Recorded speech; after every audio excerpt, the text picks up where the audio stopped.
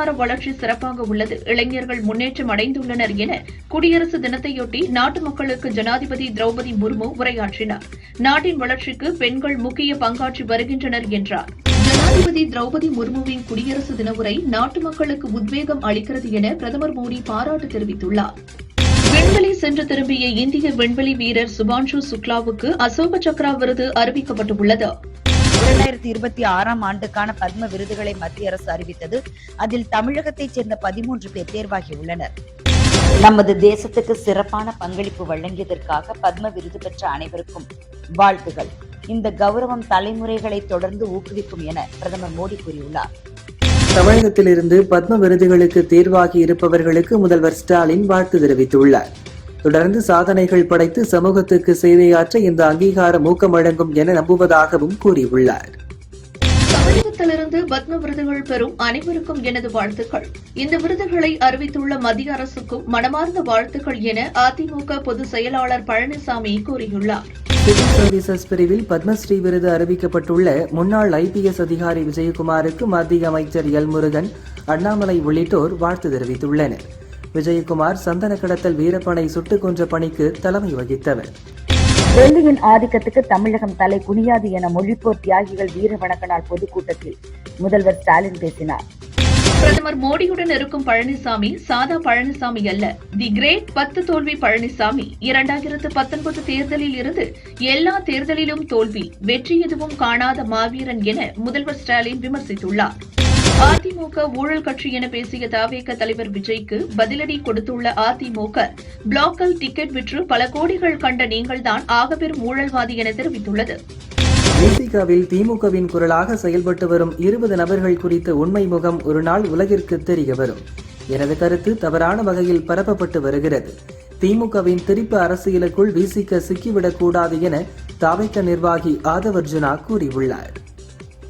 திருப்பரங்குன்றத்தில் தீபம் ஏற்ற விடாமல் பிரச்சனை செய்பவர்களை தடுப்பதற்காக கடவுள் ஒருவரை அனுப்புவார். அந்த வகையில் கடவுள் உருவமாக பிரதமர் மோடி உருவாகியுள்ளார் என அதிமுக முன்னாள் அமைச்சர் திண்டுக்கல் சீனிவாசன் கூறினார். குடியரசு தின விழாவை முன்னிட்டு நாடு முழுவதும் பலத்த பாதுகாப்பு ஏற்பாடுகள் செய்யப்பட்டுள்ளன. மக்கள் அதிகம் கூடும் இடங்களில் தீவிர சோதனை நடத்தப்பட்டது. நியூசிலாந்துக்கு எதிரான 3வது T20 போட்டியில் இந்திய அணி அபார வெற்றி பெற்றது. நியூசிலாந்து நிர்ணயித்த 154 ரன்களை 10 ஓவர்களில் எடுத்தது. அபிஷேக் சர்மா, சூரியகுமார் அரை சதம் அடித்தனர். இதன் மூலம் 5 போட்டிகள் கொண்ட T20 தொடரை 3-0 என்ற கணக்கில் இந்தியா கைப்பற்றியது. ஐநா சபையில் ஈரான் அரசுக்கு எதிராக கொண்டுவரப்பட்ட தீர்மானத்திற்கு எதிராக இந்தியா வாக்களித்தது. அரசியல் காழ்ப்புணர்ச்சியுடன் கொண்டுவரப்பட்ட தீர்மானத்திற்கு எதிராக வாக்களித்த இந்தியாவுக்கு நன்றி என ஈரான் தெரிவித்துள்ளது. வீழ்வது நாமாக இருந்தாலும் வாழ்வது தமிழாக இருக்கட்டும் என காஞ்சிபுரத்தில் மொழிப்போர் தியாகிகள் வீர வணக்க நாள் பொதுக்கூட்டத்தில் முதல்வர் ஸ்டாலின் பேசினார். வட இந்தியாவில் உள்ள ஒவ்வொரு மாநிலமும் வளர்ச்சியை நோக்கி நகர்கிறது என பாஜக தேசிய தலைவர் நிதின் நவீன் கூறினார். சென்னை IIT இயக்குநர் காமகோடி, இந்திய கிரிக்கெட் வீரர் ரோஹித் சர்மா, வீராங்கனை ஹர்மன் பிரீத் கவுர் உள்ளிட்ட 113 பேர் பத்மஸ்ரீ விருதுக்கு தேர்வாகியுள்ளனர். நடிகர் மம்முட்டிக்கு பத்ம பூஷன் விருது வழங்கப்பட உள்ளது. மன் கி பாத் நிகழ்ச்சியில் பேசிய பிரதமர் மோடி, பெரியபாளையத்தில் சிறுதானிய உற்பத்தியில் 800 பெண்கள் இணைந்துள்ளனர். சிறுதானிய உற்பத்தியில் கள்ளக்குறிச்சி பெண் விவசாயிகள் முன்மாதிரி என்று பாராட்டி பேசினார். இந்திய பொருட்கள் என்றாலே தரமானவை என்பது மனதில் தோன்றும் அளவிற்கு நம் பொருட்கள் இருக்க வேண்டும். விமானவியல், AI, விண்வெளி, அணுமின் சக்தி, பசுமை ஹைட்ரஜன் என பல பிரிவுகளிலும் இந்திய புத்தாக்க நிறுவனங்கள் முத்திரை பதித்து வருவதாக பிரதமர் மோடி தெரிவித்துள்ளார். விஜய் ஊழல் செய்ய மாட்டான், எனக்கு அது தொட வேண்டிய அவசியம் இல்லை. தமிழகத்தில் இருந்து ஊழல் சக்தி, தீய சக்தி அகற்றப்பட வேண்டும் என தவிக தலைவர் விஜய் தெரிவித்தார். அழுத்தத்திற்கு எல்லாம் அடங்கி போற ஆள் நான் இல்லை. அண்டி பிழைக்கவோ அடிமையாக இருக்கவோ நான் அரசியலுக்கு வரவில்லை. தீங்கு செய்பவர்களிடம் இருந்து மக்களை காப்பாற்ற நான் வந்திருக்கிறேன் என தவிக செயல் வீரர் கூட்டத்தில் விஜய் பேசினார். நட்பு சக்தி இருந்தாலும் இல்லைனாலும் தனியாளாக நின்று ஜெயிக்கும் மிகப்பெரிய படை தவிக.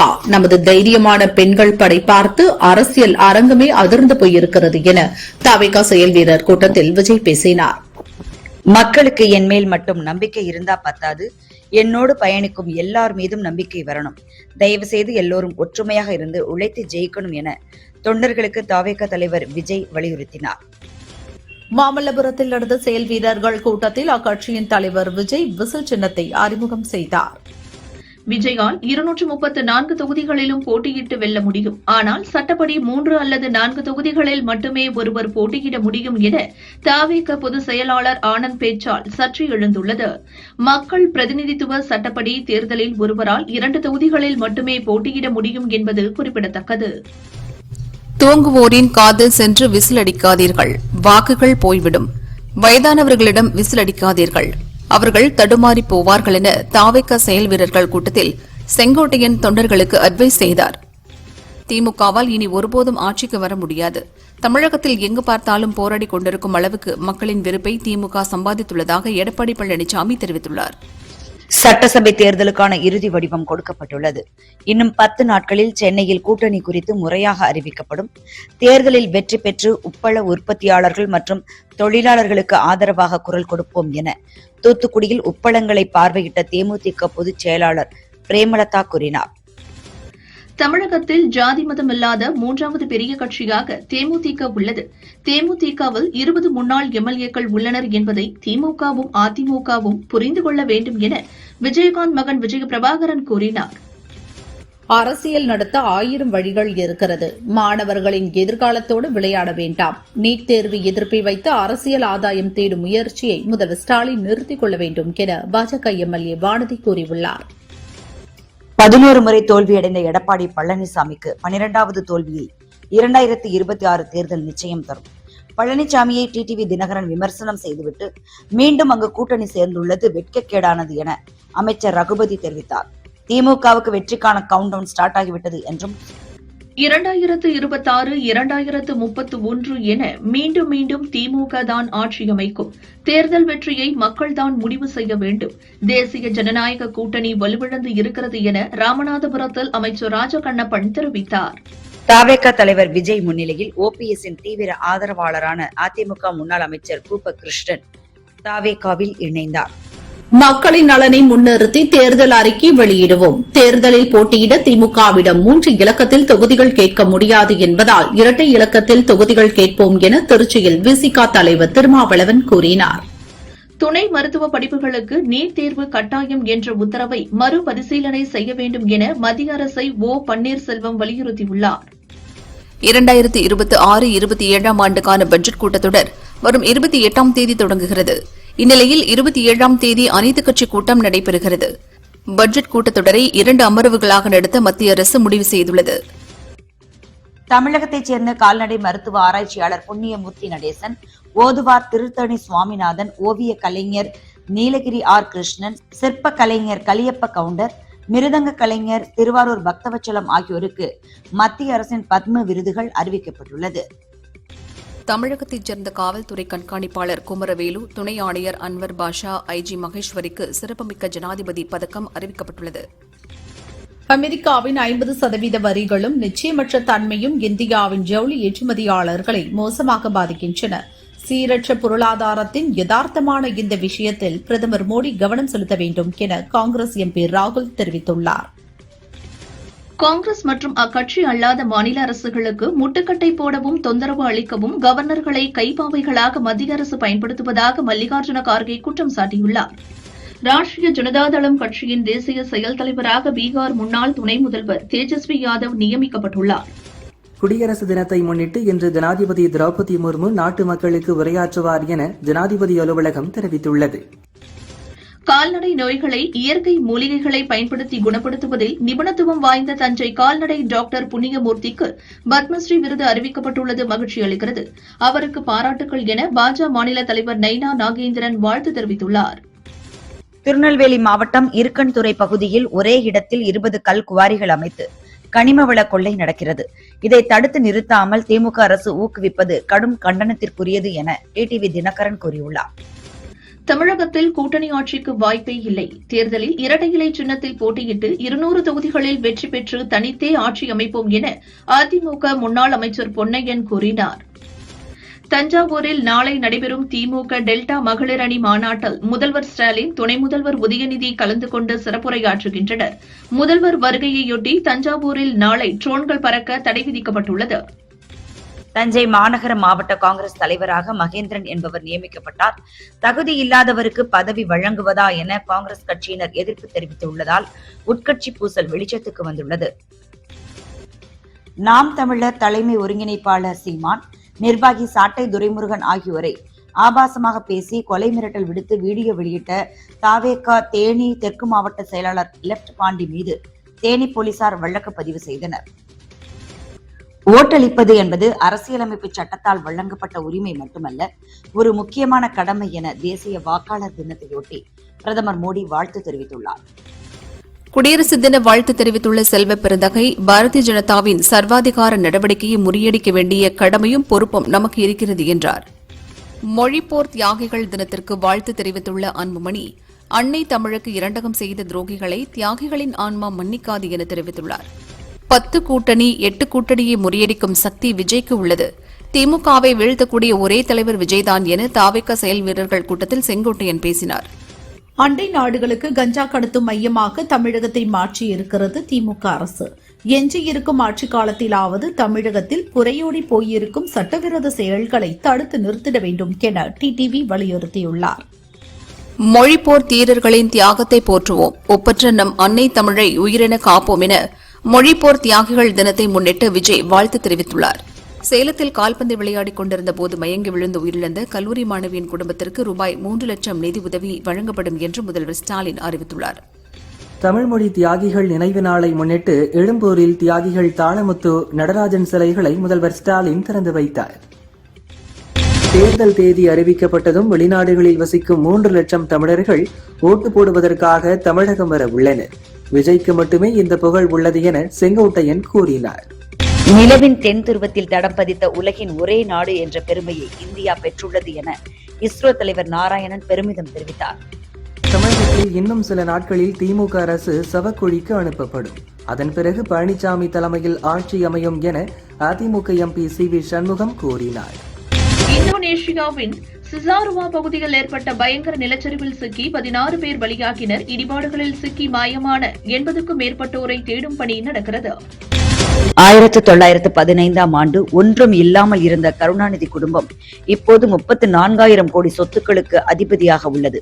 அவ்வளவு சொத்து எப்படி வந்தது என முன்னாள் காவல்துறை ஐஜி பொன் மாணிக்கவேல் கேள்வி எழுப்பினார். பத்மபூஷன் விருது அறிவிக்கப்பட்ட நடிகர் மம்முட்டிக்கு மக்கள் நீதி மய்ய தலைவரும் நடிகருமான கமல்ஹாசன் வாழ்த்து தெரிவித்துள்ளார்.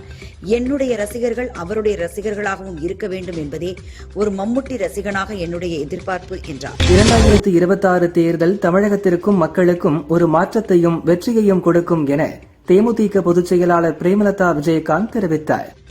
தமிழகத்தில் எந்த கொம்பன் வந்தாலும் பாஜக காலூன்ற முடியாது. புதுச்சேரியில் இனி பாஜக என்ஆர் காங்கிரஸ் கட்சிகள் தலைதூக்க முடியாது என முன்னாள் முதல்வர் நாராயணசாமி சொன்னார். அன்னை தமிழை காக்க தன்னுயிர் நீத்த மொழிப்போர் தியாகிகளுக்கு வீர வணக்கம் என அதிமுக பொதுச் செயலாளர் எடப்பாடி பழனிசாமி தெரிவித்துள்ளார்.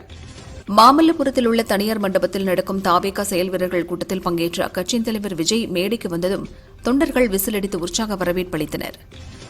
மொழிப்போர் தியாகிகள் வீர வணக்க நாளை முன்னிட்டு அன்றும் என்றும் என்றும் ஹிந்திக்கு இங்கே இடமில்லை என்று முதல்வர் ஸ்டாலின் கூறியுள்ளார். மாமல்லபுரத்தில் உள்ள தனியார் மண்டபத்தில் தாவேக செயல் வீரர்கள் கூட்டம் இன்று நடக்கிறது. இதில் அக்கட்சியின் தலைவர் விஜய் பங்கேற்கிறார். பிரதமர் மோடியை தொடர்ந்து 2 நாட்கள் பயணமாக பாஜக மூத்த தலைவரும் மத்திய உள்துறை அமைச்சருமான அமித்ஷா வரும் 28ஆம் தேதி தமிழகம் வர உள்ளார். இன்று செங்கல்பட்டு, திருவண்ணாமலை, சேலம், நாமக்கல், கள்ளக்குறிச்சி, விழுப்புரம், கடலூர், தஞ்சாவூர், ராமநாதபுரம் ஆகிய 9 மாவட்டங்களிலும் புதுச்சேரியிலும் கனமழைக்கு வாய்ப்புள்ளது. கல்வி வியாபார நோக்கத்தில் இல்லாமல் தேசத்தின் வளர்ச்சியை நோக்கமாக கொண்டதாக இருக்க வேண்டும் என காஞ்சி மடாதிபதி ஸ்ரீ விஜயேந்திர சரஸ்வதி சுவாமிகள் கூறினார். குடியரசு தினத்தை முன்னிட்டு தெற்கு ரயில்வே கோட்டத்தில் ரயில் நிலையங்களை 24 மணி நேரமும் தீவிர கண்காணிப்புக்கு உட்படுத்த வேண்டும் என ரயில்வே பாதுகாப்பு படையினருக்கு உத்தரவிடப்பட்டுள்ளது. தென்னிந்திய பகுதிகளின் மேல் நிலவும் வளிமண்டல கீழடுக்கு சுழற்சி காரணமாக சென்னையில் இன்னும் 2 நாட்களுக்கு மழை தொடரும் என வானிலை ஆய்வு மையம் தெரிவித்துள்ளது. கோவை குப்பனூர் பகுதியில் சேற்றில் சிக்கிய பெண் யானையை வனத்துறையினர் பத்திரமாக மீட்டனர்.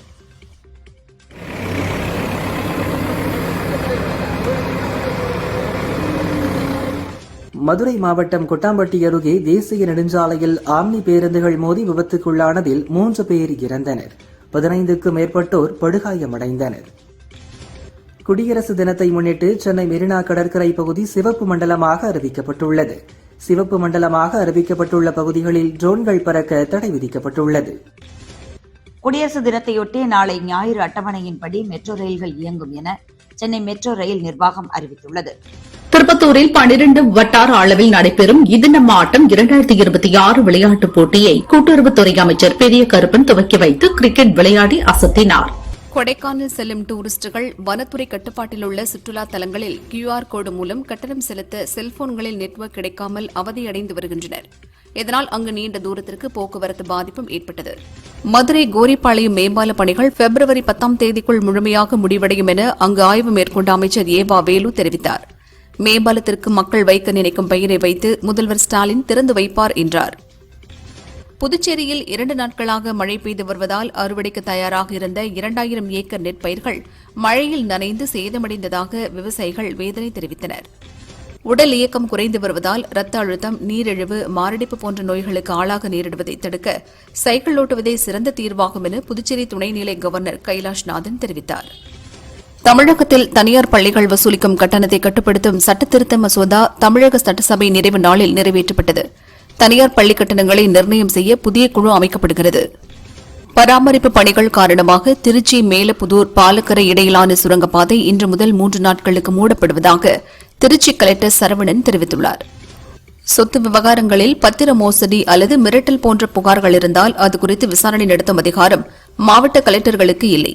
இத்தகைய புகார்களுக்கு சிவில் நீதிமன்றத்தை மட்டுமே அணுக வேண்டும் என சென்னை ஹைகோர்ட் தெளிவுபடுத்தியுள்ளது. குடியரசு தினத்தன்று விருது பெறும் 44 போலீசாருக்கு தலா 10 கிராம் தங்கப்பதக்கம், ரூபாய் 25,000 ரொக்கப்பரிசு வழங்கப்படும் என முதல்வர் ஸ்டாலின் கூறியுள்ளார். குடியரசு தினத்தை முன்னிட்டு தமிழக காவல்துறை அதிகாரிகள் 44 பேருக்கு தமிழக முதல்வரின் மெச்சத்தக்க நுண்ணறிவு பதக்கம் மற்றும் மெச்சத்தக்க சிறப்பு செயலாக்க பதக்கங்கள் அறிவிக்கப்பட்டுள்ளன. வங்கக்கடலில் புயல் சின்னம் உருவாகியிருப்பதால் பலத்த சூறாவளி காற்று காரணமாக பாம்பனில் மீனவர்கள் மீன்பிடிக்கச் செல்ல தடை விதிக்கப்பட்டுள்ளது. சிறப்பாக பணியாற்றிய தமிழ்நாடு காவல்துறையைச் சேர்ந்த 21 அதிகாரிகளுக்கு மத்திய உள்துறை அமைச்சகத்தின் தகைசால் விருது அறிவிக்கப்பட்டுள்ளது. தமிழகத்தில் குளிர்கால பருவமழை இயல்பை விட 153% கூடுதலாக பெய்துள்ளதாக வானிலை ஆய்வு மையம் தெரிவித்துள்ளது. உள் தமிழகத்தில் ஒரு சில இடங்களிலும், கடலோர தமிழகத்தில் ஓரிரு இடங்களிலும், புதுச்சேரி மற்றும் காரைக்காலிலும் லேசானது முதல் மிதமான மழை பெய்யக்கூடும் என சென்னை வானிலை மையம் தெரிவித்துள்ளது. திருவாரூர் மாவட்டத்தில் பெய்த தொடர் மழையால் அறுவடைக்கு தயாராக இருந்த 500 ஏக்கர் நெற்பயிர்கள் முழுவதுமாக சாய்ந்து சேதம் அடைந்தன. இதனால் விவசாயிகள் வேதனையில் உள்ளனர். குடியரசு தின விழாவை முன்னிட்டு திண்டுக்கல் தனியார் கல்லூரியில் தேசிய ஒருமைப்பாட்டு சின்னத்தை 60 நிமிடங்களில் 500 பெண்கள் ஒரே நேரத்தில் மூவர்ண நிறங்களால் ஆரி ஒர்க் செய்து world wonder book of record உலக சாதனை நிகழ்த்தினர். திருச்சியில் பெட் கேலக்ஸி மற்றும் ரோட்டரி கிளப் சார்பில் மொரைஸ் மைதானத்தில் நடந்த மாவட்ட அளவிலான நாய்கள் கண்காட்சியில் வெளிநாட்டு இன நாய்கள், நாட்டின நாய்கள் என ஏராளமான நாய்கள் கலந்து கொண்டன. நாய்களின் அணிவகுப்பை கண்டு பொதுமக்கள் ரசித்தனர். தமிழகத்தில் சிக்கன் குனியா, டெங்கு, மலேரியா உள்ளிட்டவை கட்டுக்குள் இருக்கிறது. பொதுமக்கள் பயப்பட தேவையில்லை என அமைச்சர் மா சுப்பிரமணியன் கூறினார். வேலூர் பேரணாம்பட்டில் இந்து முன்னணி கோட்ட பொதுக்குழு கூட்டம் நடந்தது. இதில் கோர்ட் உத்தரவுப்படி திருப்பரங்குன்றம் மலை மீதுள்ள தீபத்தூணில் தீபம் ஏற்ற வேண்டும் என்பது உள்ளிட்ட பல்வேறு தீர்மானங்கள் நிறைவேற்றப்பட்டன. சிபிஎஸ்இ பள்ளிகளில் மாணவர்களின் மனநலன், வேலைவாய்ப்பு வழிகாட்டலுக்காக அனைத்து பள்ளிகளிலும் முழுநேர மனநல ஆலோசகர்களை நியமிப்பது கட்டாயம் என இடைநிலை கல்வி வாரியம் அறிவித்துள்ளது. சட்டசபைக்கு வந்து தேசபக்தி உணர்வுடன் குடியரசு தினத்தை கொண்டாட டெல்லி மக்களுக்கு சபாநாயகர் விஜேந்திர குப்தா அழைப்பு விடுத்துள்ளார். பிசியோதெரபிஸ்ட் உள்ளிட்ட மருத்துவம் சார்ந்த சிகிச்சை அளிப்போர் DR என்ற அடைமொழியை பயன்படுத்துவதற்கு எதிரான மனுவை DR, டாக்டர் ஆகிய அடைமொழிகள் மருத்துவர்களுக்கானது மட்டும் அல்ல என்று கூறி கேரள ஹைகோர்ட் தள்ளுபடி செய்தது. வங்கதேச அணிக்கு ஆதரவு தெரிவித்து T20 உலகக்கோப்பை தொடரில் இருந்து விலகினால் பாகிஸ்தானுக்கு பல்வேறு தடைகள் விதிக்கப்படும் என ICC எச்சரித்துள்ளதாக தகவல்கள் வெளியாகியுள்ளன. டெல்லியில் இயக்கப்பட்டு வரும் அரசு பஸ்கள் அடுத்த 3 ஆண்டுகளில் 100% மின்சார பஸ்களாக மாற்றப்படும் என முதல்வர் ரேகா குப்தா தெரிவித்துள்ளார். மலேசியாவில் உள்ள இந்திய சமூகத்தினர் மெச்சத்தக்க பணிகளை மேற்கொள்கின்றனர். அங்கு சுமார் 500 தமிழ் பள்ளிக்கூடங்கள் செயல்படுகின்றன. இதில் தமிழ் மொழியுடன் பிற பாடங்களும் தமிழில் கற்பிக்கப்படுகின்றன. தெலுங்கு, பஞ்சாபி ஆகியவற்றிலும் கவனம் செலுத்தப்படுகிறது என மன் கி பாத் நிகழ்ச்சியில் பிரதமர் மோடி பெருமையாக கூறினார். தை மாத பிரம்மோற்சவத்தை முன்னிட்டு காஞ்சிபுரம் உலகளந்த பெருமாள் கருட சேவை வாகனத்தில் எழுந்தருளி பக்தர்களுக்கு அருள்பாலித்தார். திருப்பதி ஏழுமலையான் கோவிலில் ரத சப்தமி உற்சவத்தை முன்னிட்டு சூரிய பிரபை வாகனத்தில் மலையப்ப சுவாமி எழுந்தருளினார். 4 மாட வீதிகளில் உலா வந்த சுவாமியை பக்தர்கள் கோவிந்தா கோவிந்தா என முழக்கமிட்டு தரிசனம் செய்தனர். கன்னியாகுமரியில் பிரசித்தி பெற்ற சுசீந்திரம் தானுமலைய சுவாமி கோயிலுக்குள் பக்தர்கள் செல்போன் கொண்டு செல்ல தடை விதிக்கப்படுவதாக கோயில் நிர்வாகம் அறிவித்துள்ளது. திருவொற்றியூர் தியாகராஜ சுவாமி வடிவுடையம்மன் கோயிலில் 63 நாயன்மார்களில் ஒருவரான கலிகம்ப நாயனார் குரு பூஜை வெகு விமரிசையாக நடைபெற்றது.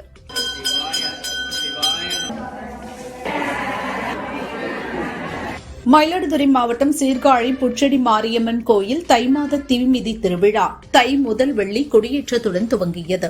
10ஆம் நாள் விழாவான இன்று தேர் திருவிழா விமரிசையாக நடந்தது.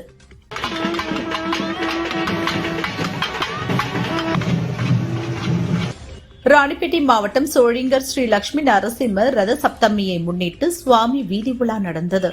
திரளானோர் கலந்து கொண்டு சுவாமி தரிசனம் செய்தனர். உலக நன்மைக்காக காஞ்சிபுர காளிகாம்பாள் கோவிலில் மகா சண்டி ஹோமம் தொடங்கப்பட்டது. வரும் 27ஆம் தேதி வரை ஹோமம் நடைபெற உள்ளது. பிப்ரவரி 1ஆம் தேதி முதல் மே 31ஆம் தேதி வரை வெள்ளியங்கிரி மலை ஏற பக்தர்களுக்கு அனுமதி வழங்கப்படுவதாக வனத்துறை அறிவித்துள்ளது. வேலூர் வள்ளிமலை சுப்பிரமணிய சுவாமி திருக்கோயிலின் 33ஆம் ஆண்டு படி விழா வெகு விமரிசையாக நடந்தது. திரளான பக்தர்கள் பங்கேற்று சாமி தரிசனம் செய்தனர்.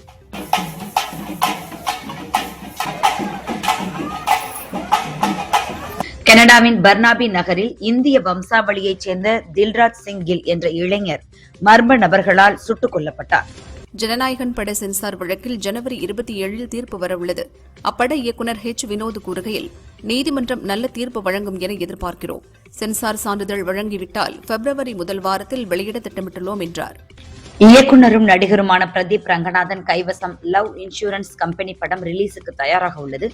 அடுத்ததாக தானே இயக்கி நடிக்கிறார். அதனை முடித்ததும் ரைட்டர் படத்தை இயக்கிய பிராங்க்லின் ஜேக்கப் இயக்கத்தில் நடிக்க உள்ளார். திரௌபதி 2 திரைப்படம் RSS அல்லது பாரதிய ஜனதாவுக்கான படம் அல்ல, மக்களுக்கான படம் என இயக்குநர் மோகன்ஜி கூறினார். இந்தி நடிகர் ஷாருக்கான் தற்போது சித்தார்த் ஆனந்த் இயக்கத்தில் கிங் படத்தில் நடித்து வருகிறார். 350 கோடி ரூபாய் பட்ஜெட்டில் உருவாகும் இப்படத்தில் சுகானா கான், தீபிகா படுகோனே, அபிஷேக் பச்சன், அனில் கபூர், ஜாகி ஷெராப், ராணி முகர்ஜி என பலர் நடிக்கின்றனர். அனிருத் இசையமைக்கிறார். ஆக்ஷன் கதையில் உருவாகும் இப்படம் இந்த ஆண்டு டிசம்பர் 24 ரிலீஸ் ஆகும் என அறிவித்துள்ளனர். நடிகர் பிரபாஸ் சந்தீப் ரெட்டி வங்கா இயக்கத்தில் தனது 25வது படமாக ஸ்பிரிட் படத்தில் நடித்து வருகிறார். இதில் திருப்தி டிம்ரி, விவேக் ஓப்ராய் உள்ளிட்டோர் நடிக்கின்றனர்.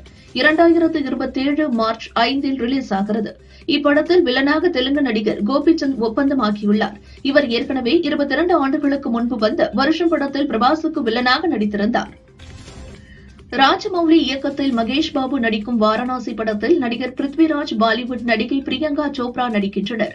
ராமாயணம் கதைக்களத்தில் பிரம்மாண்டமாக உருவாகும் இப்படத்தில் பாலிவுட் நடிகை தீபிகா படுகோனே சிறப்பு தோற்றத்தில் நடிக்க உள்ளாராம். இதற்காக அவரிடம் பேச்சுவார்த்தை நடத்தி வருகின்றனர். தெலுங்கில் கண்ணப்பா படத்தில் நடித்த நடிகை பிரீத்தி முகுந்தன் தற்போது அதர்வா நடிக்கும் இதயம் முரளி படத்தில் நாயகியாக நடித்து வருகிறார். அடுத்து மீண்டும் தெலுங்கில் ஹிட் படத்தின் 3 பாகங்களை இயக்கிய சைலேஷ் கொலானோ இயக்கவுள்ள படத்தில் நடிக்க ஒப்பந்தம் ஆகியுள்ளார். நாயகனாக ரோசன் மெக்கா நடிக்கிறார்.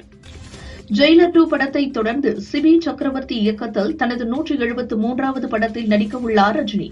நடிகர் கமல் தயாரிக்கிறார். குடும்ப கதையில் உருவாகும் இப்படத்தில் 2 நாயகிகள் நடிக்க உள்ளனரா. அதில் ஒருவராக நடிகை சாய் பல்லவி நடிக்கிறார். விரைவில் அறிவிப்பு வெளியாகிறது.